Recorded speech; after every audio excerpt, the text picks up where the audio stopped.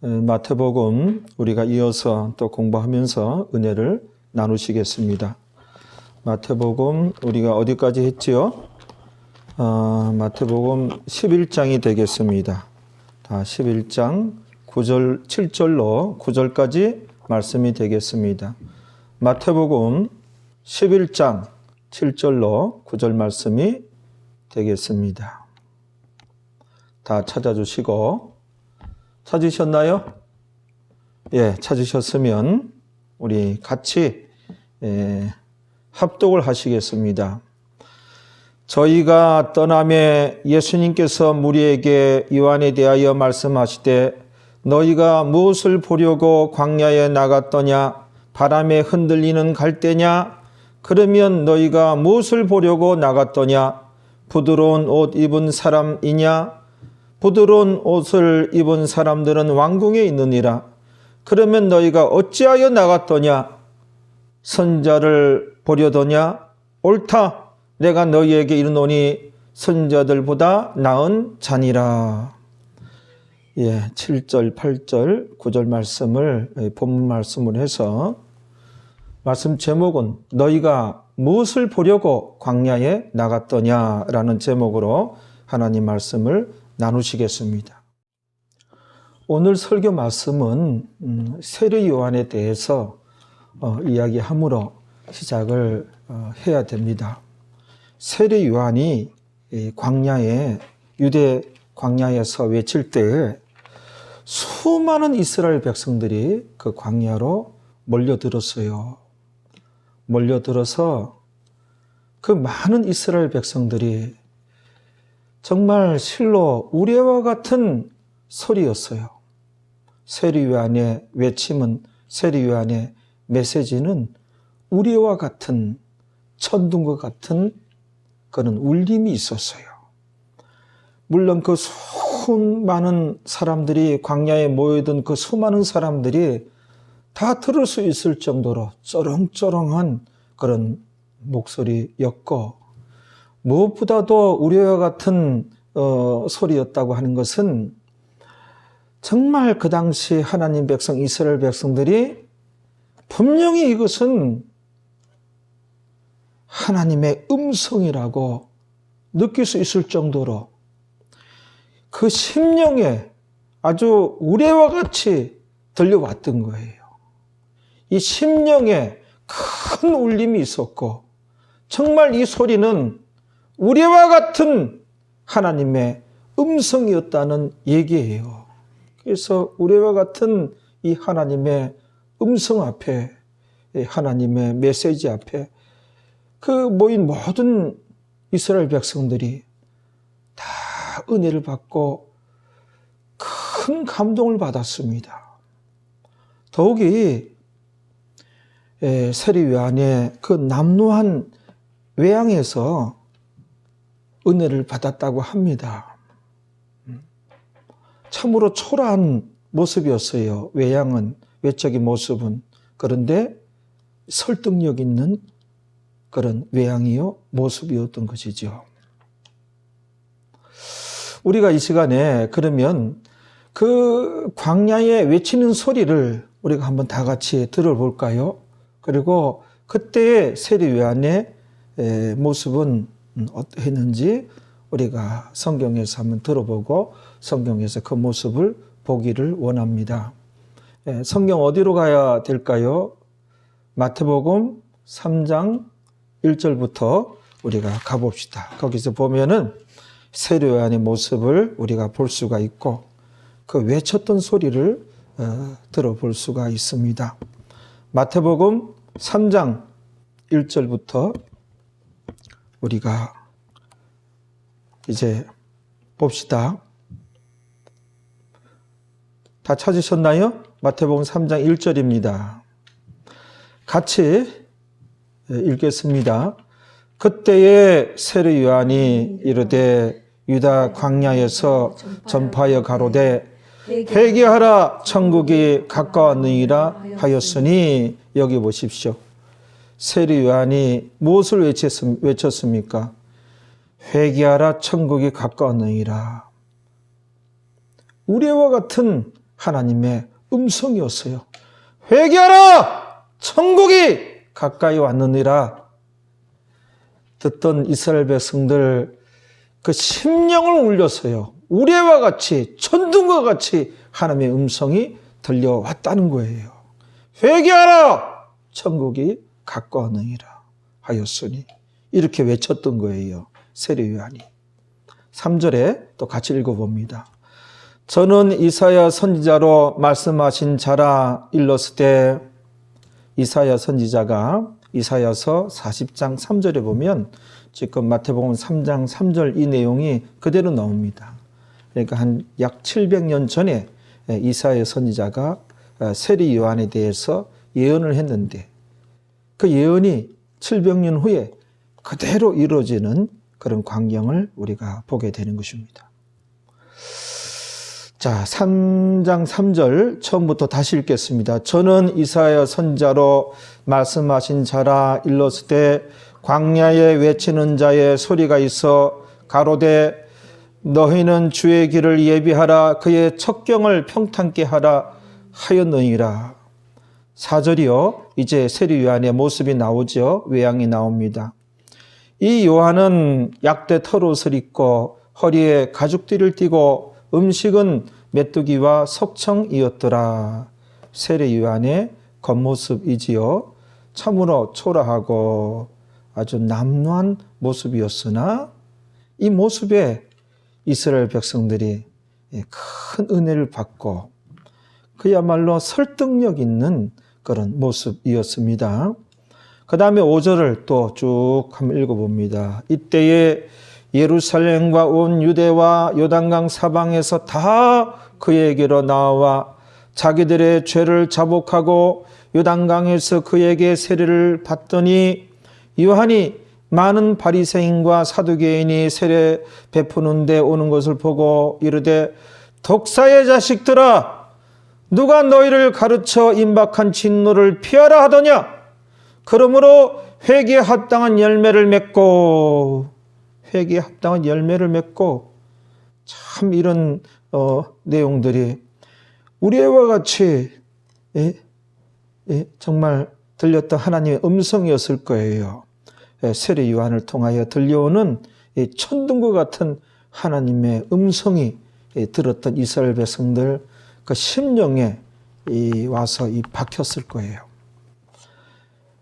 9절에 또 읽어봅니다. 속으로 아브라함이 우리 조상이라고 생각지 말라.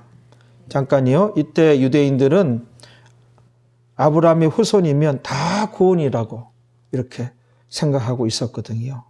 거룩한 삶이 없었어요. 구별된 삶이 없었어요. 그냥 아브라함의 후손이면 구원은 그냥 따나온 당상이라고 그렇게 생각하고 있었던 것이에요. 그래서 이것을 이제 세례 요한이 이제 하나님께서 지적을 하시는 것이죠. 속으로 아브라함이 우리 조상이라고 생각지 말라.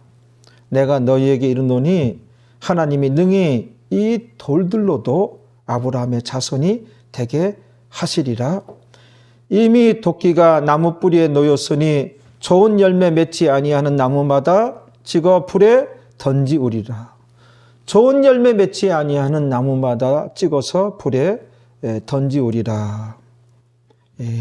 믿는 자의 행함과 삶의 예배를 강조하는 말씀이에요. 자, 이렇게 세례 요한이 유대 광야에서 외쳤을 때 수많은 이스라엘 백성들이 몰려와가지고 그야말로 구름대와 같이 몰려와서 이 세례 요한의 외침에 하나님의 음성을 들을 수가 있었고 우리와 같은 하나님 메시지 앞에 이스라엘 백성들은 많은 은혜를 받았습니다. 많은 감동을 받았습니다. 또 세례 요한의 그 모습을 통하여 더더욱 그의 설교는 메시지는 설득력 있는 메시지가 되었던 것이에요. 그래서 이렇게 저렇게 해서 정말 세례 요한이 외쳤던 그 소리는 우레와 같은 천둥과 같은 하나님의 음성이었어요. 하나님의 음성 앞에 이스라엘 백성들이 참으로 눈물을 흘리며 회개하였으며 큰 은혜 받고 큰 감동이 있었어요. 자, 그런데요, 이들의 관심은 거기까지 뿐이었어요. 그들의 관심은 일시적인 관심이었고 충동적이었을 뿐이었어요. 그 이유가 없었어요. 그 다음이 없었다는 거예요. 그들이 거기서 큰 은혜 받고 큰 감동을 받고 또 눈물을 흘리는 자들까지도 많았지만 거기까지였어요. 거기까지 뿐이었어요. 그 다음이 있어야 되거든요. 그 이유가 있어야 되거든요. 그리하여 더 깊은 영적 진리애로 이르러야 했던 것이었는데 그 현장에서 은혜 받고 큰 감동을 받고 눈물을 흘리고 그것뿐이었어요. 그 다음 그 이유가 있어야 되는데 그 다음이 뭡니까? 그 이유가 뭡니까? 오늘 광야에서 세례 요한이 외쳤잖아요. 회개 열매를 맺고 회개 열매를 맺었어야 했었어요. 회개 열매를 그들이 맺지 못했어요. 그들이 그 당시에 말씀 듣고 눈물을 흘리며 은혜 받고 회개를 했는데요. 그거는 회만 한 거예요. 정말 가슴을 치면서 통에 자복하고. 회만 하면 진정한 회개가 아닙니다. 진정한 회개란 회개 열매를 맺을 때 진정한 회개가 되어지는 것입니다. 그 이유가 없었어요. 그 다음이 없었어요. 은혜 받았고 감동하고 눈물을 흘렸고 거기뿐이었어요. 당연히 그 이유가 있어야 되고 그 다음이 있어야 되는데 그리하여 깊은 영적인 진리로 이르러야 했던 것이에요. 거룩한 결단이 있어야 했었습니다. 거룩한 선택이 있어야 했습니다. 영적인 신앙적인 결단이 있어야 했어요. 그게 없었어요. 이것이 변화예요. 은혜 받은 이후에 감동한 이후에 회개 눈물을 흘린 이후에 개가 있어야 됩니다. 고칠 개, 회를 했으면 생활 속에서 구체적인 나의 삶의 현장에서 개가 있어야 됩니다. 그래야 온전한 회개가 되고 개가 있을 때 그게 회개 열매라고 하는 거예요. 그 회개 열매가 없었습니다. 생활 가운데 끊임없는 변화를 시도하고 드디어는 변화되어지고 몇몇 가지는 변화되어지고 아직은 보다 큰 것 여러 가지가 변화 안 되었더라도 변화되어진 것이 있고 변화를 향한 끊임없는 시도 이를 위한 기도 그리하여 성화하고 성장했어야 되는데 그리하여 더 깊은 영적인 진리에 이르러 해야 되는데 이런 것이 없었던 거예요. 곧 믿음의 행함이 없었던 거예요. 이런 것들을 하나님께서 기뻐하시고 하나님을 참으로 영화롭게 하는 우리의 거룩한 결단이요 거룩한 선택인데 이런 것이 없었던 거예요. 이런 배경하에 오늘 본문 말씀을 우리 예수님께서 하시는 거예요. 자, 이제 오늘 본문 말씀으로 이제 들어가 보겠습니다. 마태복음 11장 7절부터죠. 자, 7절부터 제가 읽을게요. 여러분들 따라오세요. 저희가 떠남에 누가 떠났다는 거예요? 예수님께 질문하였던 세례 요한의 제자들이 떠남에 세례 요한의 제자들이 떠났어요. 그리고 예수님께서 무리에게 요한에 대하여 말씀하시되 세례 요한이 광야에서 외쳤을 때 우리와 같은 하나님의 음성을 이스라엘 백성들 그 심령에 박히도록 들려주었을 때를 지금 언급하는 거예요. 너희가 무엇을 보려고 광야에 나갔더냐? 바람에 흔들리는 갈대냐? 너희가 무엇을 보려고 세례 요한 그 유대 광야에 모였던 이스라엘 백성들이나 지금 예수님 앞에 있는 이스라엘 백성들이나 같은 이스라엘 백성들이 세례 요한 앞에 그 우리와 같은 그 메시지를 들었고 지금 예수님 앞에 이제 있는 거예요. 이스라엘 백성들, 같은 이스라엘 백성들이에요. 이 이스라엘 백성들에게 하나님 예수님께서 뭐라 그러십니까? 너희가 무엇을 보려고 광야에 나갔더냐? 광야의 그 흔한 바람을 보려고 나갔더냐? 아니면 더더 흔한 광야에 흔들리는 갈대 보려고 나갔더냐? 왜 너희는 광야에 나갔더냐? 심심해서 나갔더냐? 바람 쐬려고 나갔더냐?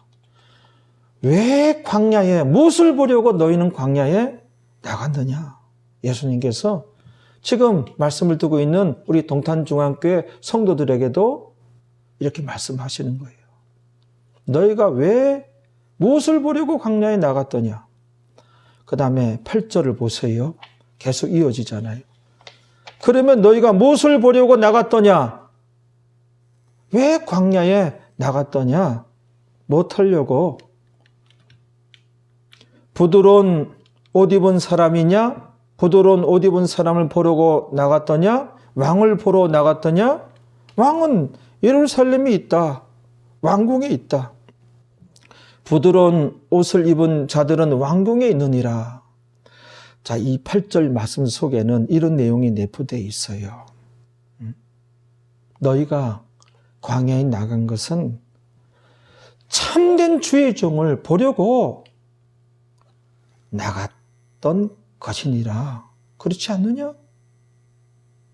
주변에 가짜일지도 모르는 그 오중이 떠중이 흔한 주의 종들, 그런 주의 종들 만나려고 광야에 나간 것이 아니라 너희가 광야에 나간 것은 너무나 갈급해서 참된 주의 종을, 참된 선지자를 만나려고, 보려고 광야에 나간 것이니라.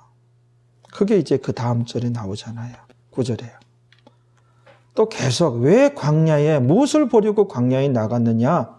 9절에 그치요? 그러면 너희가 어찌하여 나갔더냐? 무엇을 보려고 광야에 나갔느냐? 이제 그 다음부터예요. 한번 읽어봐요. 선지자를 보려더냐? 옳다 그랬어요. 선지자를 보려더냐? 옳다 그랬어요. 내가 너에게 이르노니 선지자보다도 나은 자니라. 뭐예요? 세례 요한에 대해서 언급한 거예요. 그는 참된 주의 종이다. 그는 다른 주의 종들과 다르다. 너희가 광야에 왜 나갔더냐? 무엇을 보려고 나갔더냐? 너희가 광야에 나간 것은 거기에 참된 주의 종이 있다고 하니 그 참된 주의 종을 만나기 위해서, 보기 위해서 그 갈급함에 너희가 광야에 나간 것이니라. 그 종은 다른 선지자들과 다르다. 그는 참된 주의 종이니라.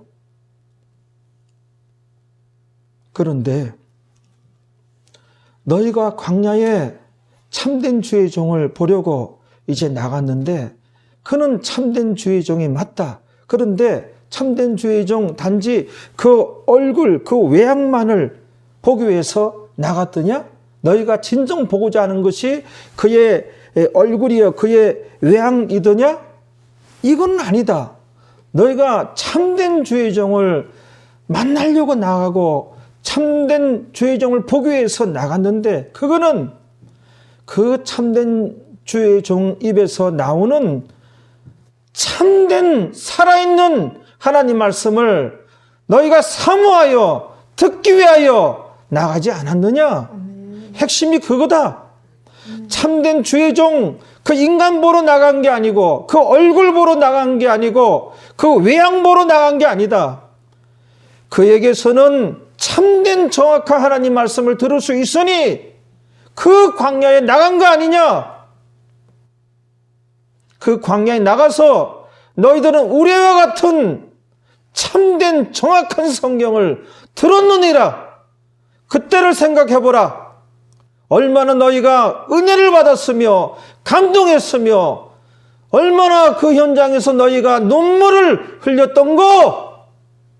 그런데 너희의 그 간절함과 관심과 사모함이 일시적이요 충동적이었을 뿐 그 이유가 없었다. 그 다음이 없었다. 왜 은혜 받았느냐? 왜 감동하였느냐? 성령께서는 우리를 왜 감동시킵니까? 왜 은혜를 주십니까? 회개의 열매를 맺으라고, 끊임없이 변화를 시도하라고. 우리에게 거룩한 결단이 있어야 됩니다.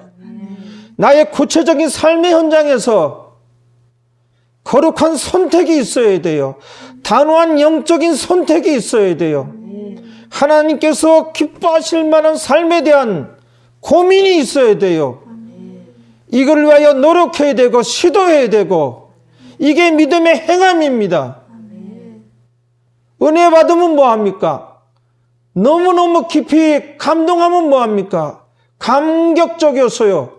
그러면 뭐합니까? 눈물을 흘리면 뭐합니까? 그 다음이 없는 걸, 그 다음이 있어야 돼요. 그 이유가 있어야 돼요. 급기야는 우리는 어디에 이르러야 돼요? 더 깊은 영적 진리까지, 거기까지 우리가 이르러야 돼요. 성화 성장해야 돼요. 그게 없었어요. 그 다음이 없었어요. 이 어찌된 일이냐, 이렇게 주님께서 오늘 본문에서 지적하고 있는 것입니다.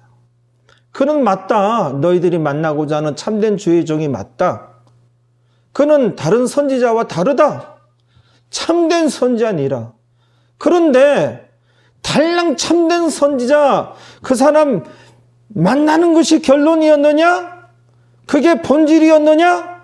그 얼굴 보는 게 최종 목표였느냐?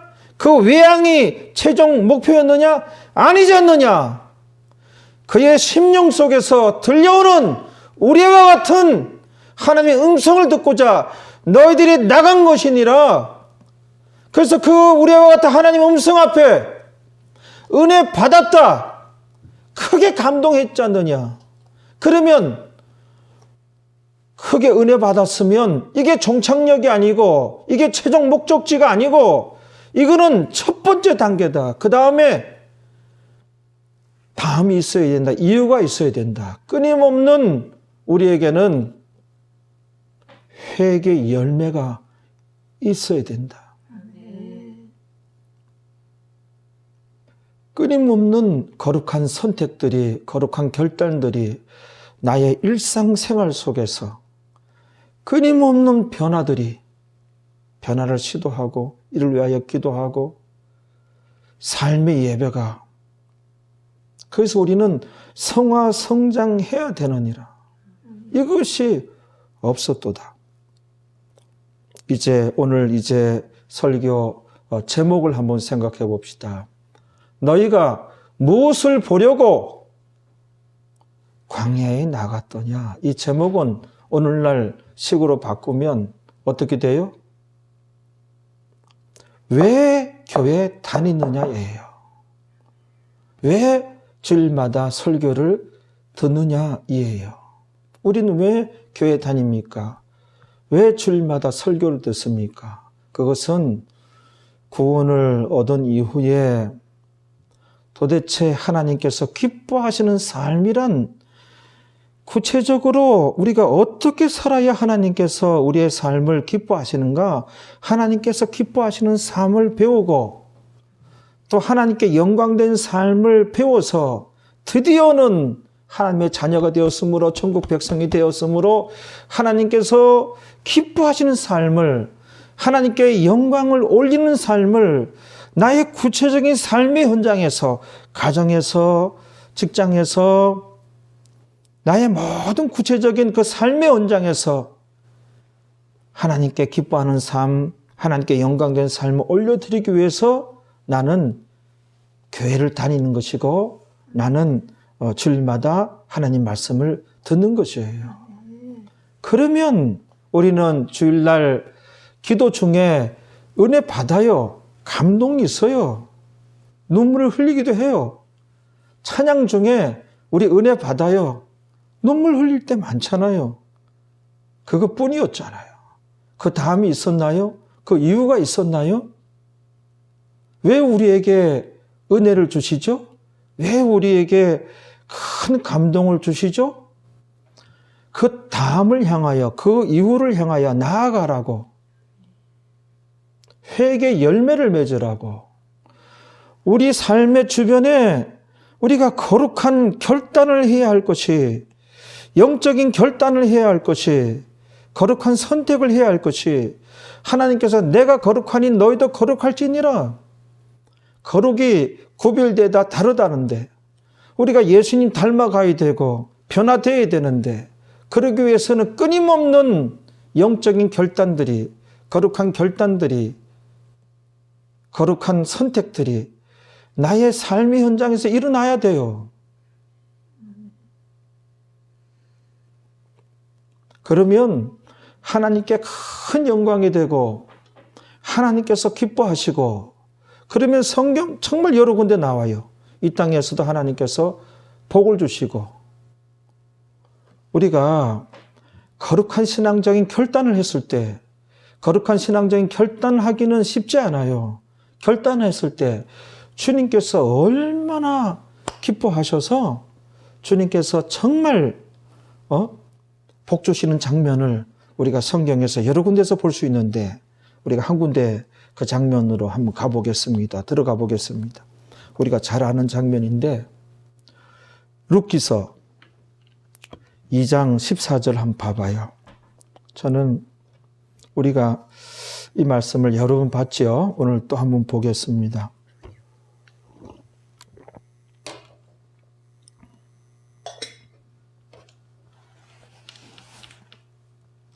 룻기서 2장 14절을 한번 보시겠습니다.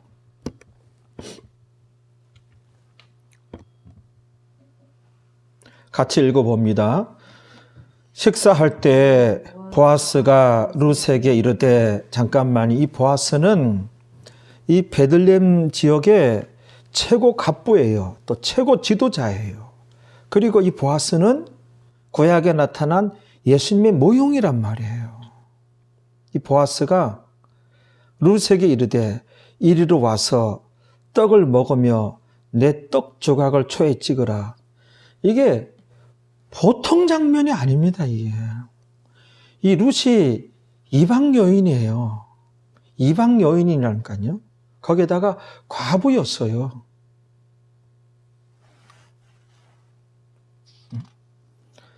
그런데 그 지역의 최고 유력자가, 실력자가, 지도자가, 갑부가 그 초라하고 보잘것없는 이방 여인, 남루한 룻이라는 여인에게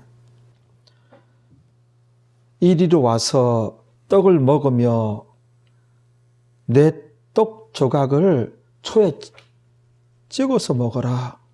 보아스가요. 보아스와 룻 사이에는 많은 중간에 그런 하인들도 있고, 너무너무 이 신분의 격차가 엄청난 격차이에요. 이 대단한 장면이, 이 분위기는 너무너무 따뜻하고 부드럽고 사랑이 철철 흘러넘치는 그런 분위기예요. 여기서 이 장면을 볼 때마다 보아스의 마음이 움직였어요. 보아스는 주님의 모형입니다. 그 이어지는 말씀 볼까요? 룻이 곡식 베는 자 곁에 앉으니 그가 볶은 곡식을 주매. 여기 그가 누구예요? 곡식 베는 자일까요? 보아스일까요? 그가 볶은 곡식을 주매. 한번 봐요, 성경을. 자, 룻이 곡식 베는 자 곁에 앉으니 그가 볶은 곡식을 주매. 저는 이 룻이 곡식 베는 자 곁에 앉으니 그가 곡식 베는 자인 줄 알았어요. 곡식 베는 자가 자기 옆에 앉으니 볶은 곡식을 주매. 이런 줄 알았어요. 그러니까 제가 국어 실력이 떨어져서 그런지 그가 보아스예요. 보아스가 신분 격차가 이만저만이 아닙니다.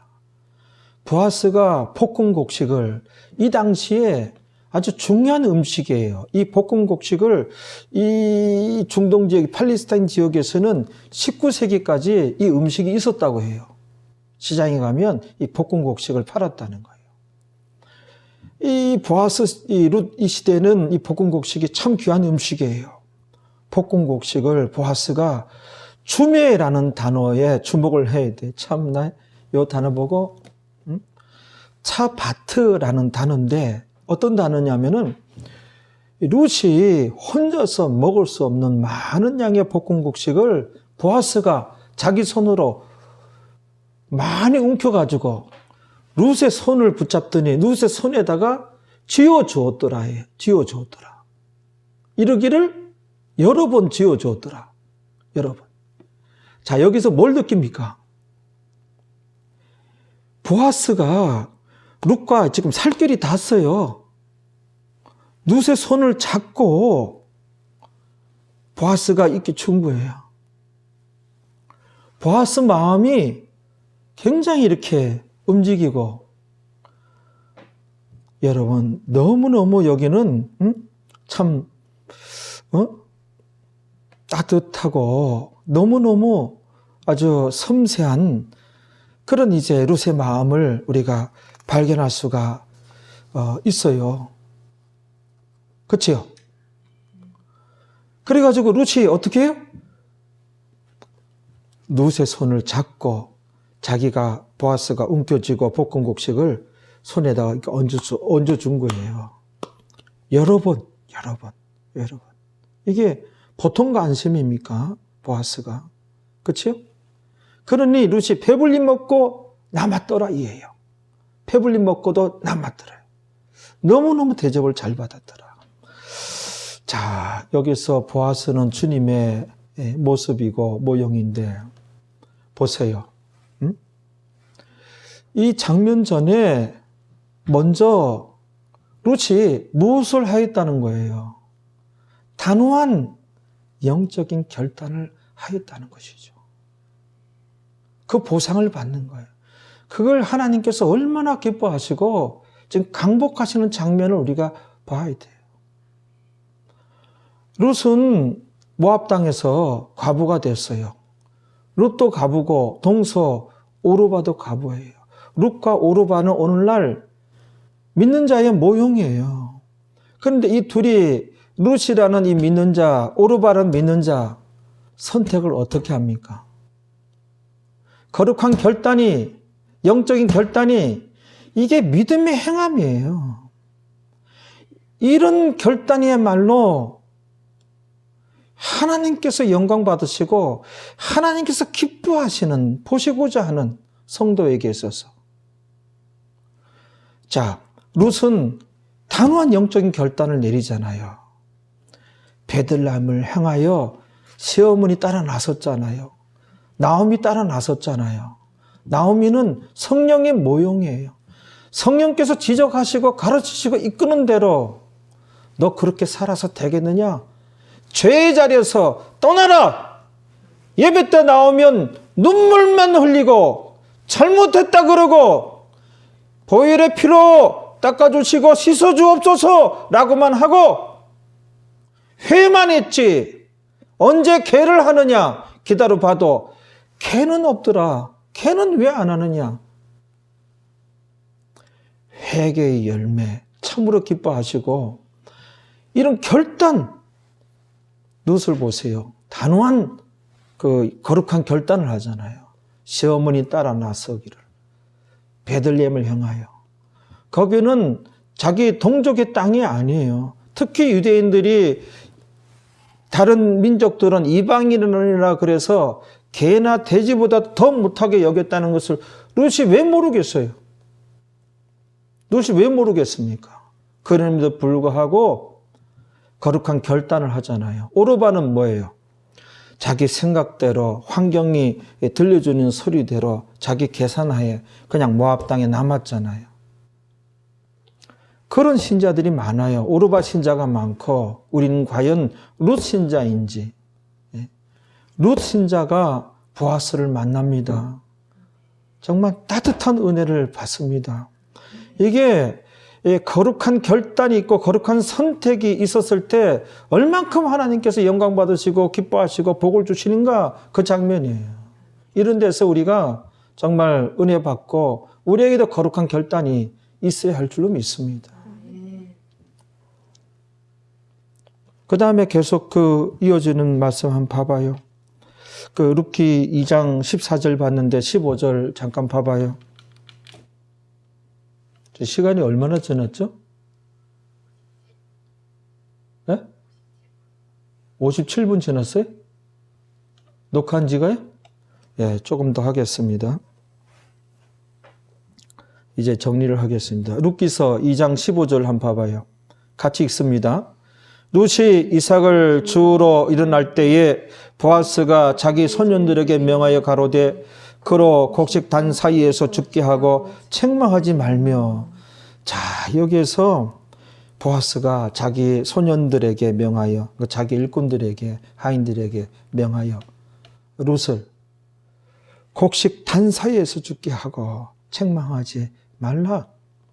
이 곡식 단 사이에서는 이삭 죽게 하는 게 아니에요. 여기서 이삭을 주었다가는 도둑놈이에요. 여기는 쫓겨나는 거예요. 물면마저 쫓겨나는 거예요. 이 도둑질이에요. 여기가 어딘가 하면은 한 움큼씩 이제 이렇게 곡식을 베고 한 움큼씩 이제 이렇게 여기저기 흩어져 있는 한 움큼씩 그걸 모아서 크게 단으로 묶는 그런 지점이에요.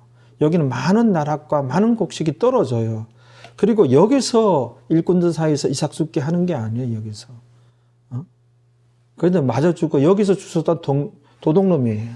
그런데 여기서 주스라는 거예요. 하인들에게 룻은 그렇게 하도록 하라. 그리고 룻을 책망하지 말라.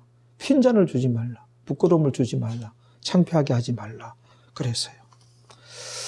참 우리 주님의 참 세심한 배려와 구체적인 관심과 아주 따뜻한 사랑과 따뜻한 호의, 세밀하게 은혜를 베풀어 주신 주님의 모습을 봐야 돼요.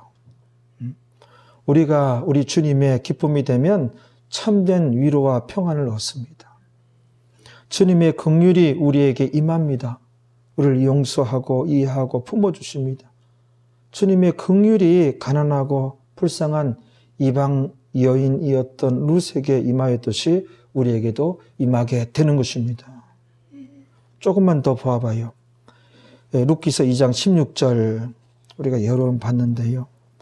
또 그를 위하여 줌에서 이제 단을 묶었어요.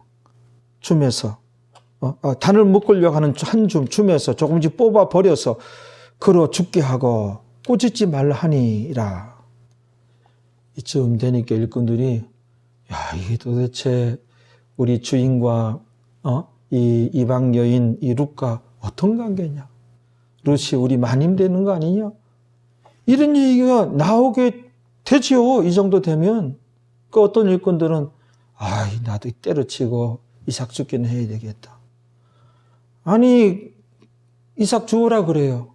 그럼 참으로 초라하게 이삭 죽는 거고 지금 룻과 같은 이런 이삭은 못 죽는 것이죠.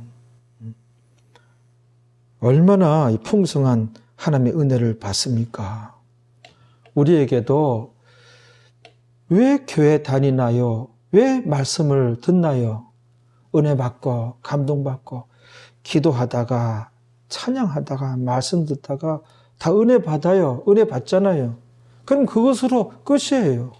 어쩌자는 거예요? 그거 안 돼. 그 다음이 있어야 돼. 그 이유가 있어야 돼. 그게 뭐예요? 우리가 눈물 뿌려 회개했으면 개를 해야 돼요. 회개 열매를 맺어야 돼요. 온전한 회개가 돼야 돼요. 거룩한 결단이 있어야 됩니다. 거룩한 선택이 있어야 됩니다. 영적인 결단이 있어야 됩니다. 신앙적인 결단이 있어야 됩니다. 끊임없는 변화가 나에게 있어야 됩니다. 삶의 예배가 있어야 하고 우리는 성화, 성장해야 합니다. 이런 것을 위해서 우리가 시도할 때, 노력할 때 하나님께 영광이 돼요. 하나님께서 기뻐하셔요. 여호와께서 우리를 기뻐하시면 민수기 14장 8절에 다 아시잖아요. 여호와께서 우리를 기뻐하시면 우리를 그 땅으로 인도하여 들이시고 그 땅을 우리에게 주시리라. 이는 과연 젖과 꿀이 흐르는 땅이니라. 할렐루야. 거룩한 결단이 있기를 주님의 이름으로 축원합니다. 그 이유가 있어야 돼요. 그 다음이 있어야 됩니다. 그리하여 더 깊은 영적인 진리에 이르러야 하는 것입니다. 우리 다 같이 기도하는 시간을 갖도록 하겠습니다. 제가 잠시 기도할게요. 여러분 기도하는 거는 예배 마치고 가족별로 꼭 이제 축도 받고 한 10분 정도 꼭 기도하세요.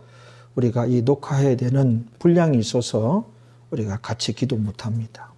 아버지 하나님, 주의 백성들이 말씀을 잘 들었습니다. 특히 우리 동탄중앙교회 성도들은 제대로 신앙생활을 하기 위해서 힘쓰고 노력하는 가운데 있습니다. 어찌하든지 하나님의 기쁨이 되고 나의 삶이 하나님을 영화롭게 하는 삶이 되기를 힘써 노력하는 주의 백성들입니다. 우리가 찬양 드리다가 기도하다가 말씀 듣다가 예배 드리다가 은혜 받고 감동되어지고 또 은혜의 눈물을 흘릴 때가 있었는데 과연 그때 그 이유가 있었는가? 그 다음이 있었는가? 우리가 생각해 봅니다. 반드시 그 이유가 있고 그 다음이 있어서 끊임없는 회개 열매를 맺기 위하여 힘쓰고 끊임없는 변화가 일어나고 거룩한 선택이 있으며 영적인 결단이 있으며 거룩한 결단이 있어서 성화 성장할 수 있는 우리 동탄중앙교회 성도들이 되어질 줄로 믿습니다. 그리하여 우리 교회 성도들이 기도하며 하나님께서 기뻐하셔서 기도 응답받는 주의 백성들이 되고 이 땅에서 축복받고 천국에서 큰 상을 받는 우리 교회 성도들이 되어질 줄로 믿습니다. 이 모든 것 예수님의 이름으로 기도하옵나이다. 아멘.